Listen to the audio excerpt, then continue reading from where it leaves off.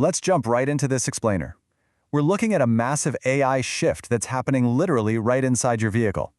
We're talking about a fundamental transformation of how you actually interact with your car, moving way beyond those clunky basic voice commands to an incredibly advanced personalized AI system called Gemini. The days of repeating frustrating robotic voice commands to your dashboard, yeah, they are officially over. I mean, if you've ever had to yell the exact same street name 3 times at your steering wheel just to get directions, you're going to appreciate exactly why this shift is such a massive deal.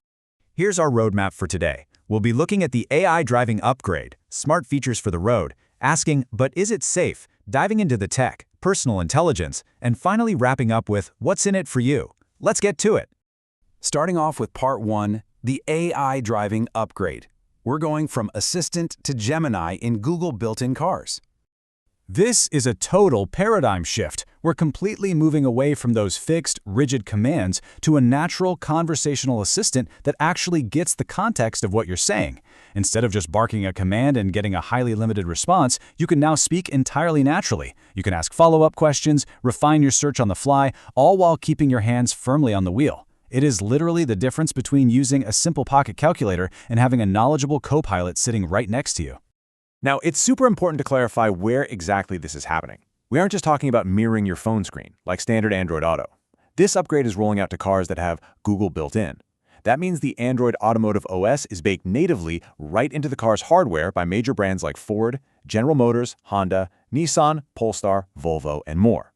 And because it's a native integration, it receives direct over-the-air software updates. So older cars from around 2020 onwards that support the system, they're actually going to get smarter over time. So let's move over to the practical side with Section 2, Smart Features for the Road, and look at what Gemini actually does in transit. Looking at the sheer volume of new capabilities here is just wild. It really changes the game. Take navigation, for example. You don't just ask for an address anymore. You can literally say, hey, find me a scenic spot along this route, or are there any Japanese restaurants coming up? It handles the follow-up seamlessly. And for messaging, instead of having the AI rigidly read a massive group chat out loud while you're driving, Gemini can actually summarize the incoming texts. You get the gist without taking your focus off the road. Plus, if you drive an EV, it deeply integrates to give you battery status, trip estimates, and dynamically suggest charging stations. This next part is absolutely crucial, vehicle-specific help. Because Gemini is built natively into the car, it has access to the manufacturer-provided owner's manual. So imagine a weird indicator light pops up on your dash, or you just can't figure out how to adjust a specific setting. You don't have to pull over on the highway and flip through some thick, dusty paper manual in the glove box. No way. You just ask Gemini, and it explains your exact car's features right back to you.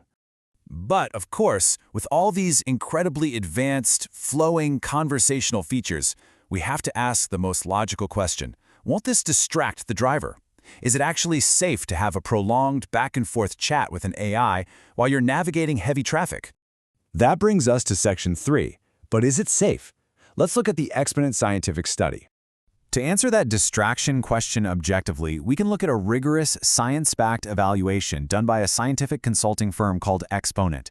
They tested Google's Gemini Live AI using eye-tracking technology, and what they found was pretty amazing. The mean glance durations, basically the amount of time a driver actually looked away from the road to interact with Gemini, were safely under the strict 2-second safety threshold set by the National Highway Traffic Safety Administration. Furthermore, they didn't stop at just measuring eye movement. They also measured brain power using a cognitive load test called a detection response task. And crucially, the researchers proved that sustained interactions do not become more distracting as they continue. That's a huge deal. Even extended, multi-turn conversations with the AI were no more distracting than a standard hands-free phone call. So talking to the AI for longer doesn't compound your distraction. It stays right there at an acceptable low-risk level. Let's look under the hood in Section 4, the tech, personal intelligence, the engine behind the magic.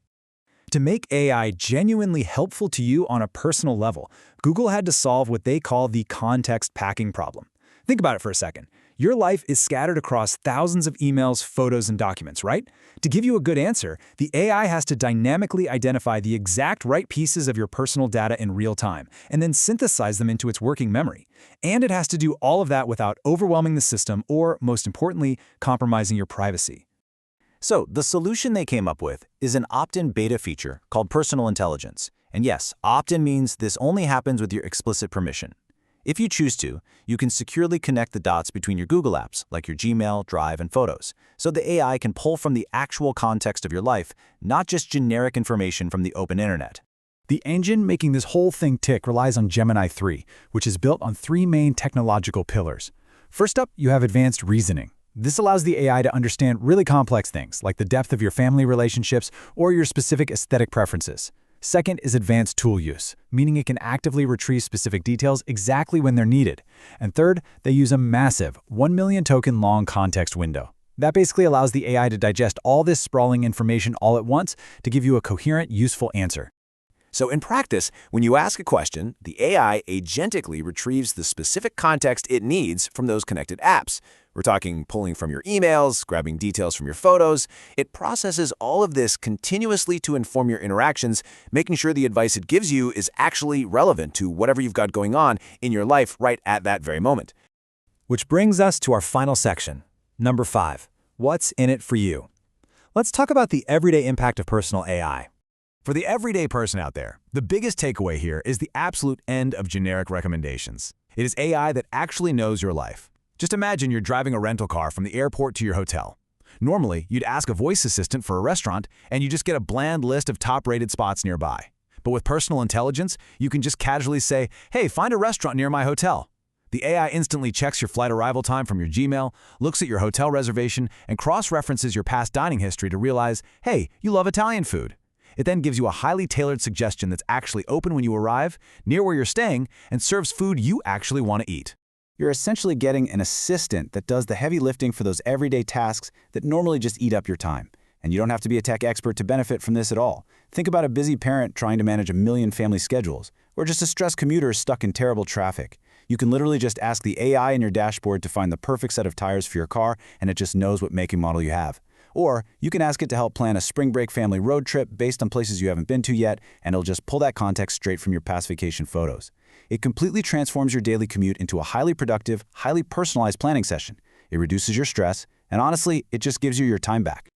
Ultimately, we're looking at a rigorously tested, incredibly safe AI that seamlessly bridges that gap between your digital life and your physical commute. So I want to leave you with this final thought. When your car and your apps finally speak the exact same language, where will you ask it to take you next? Thanks for checking out this explainer, and we'll catch you in the next one.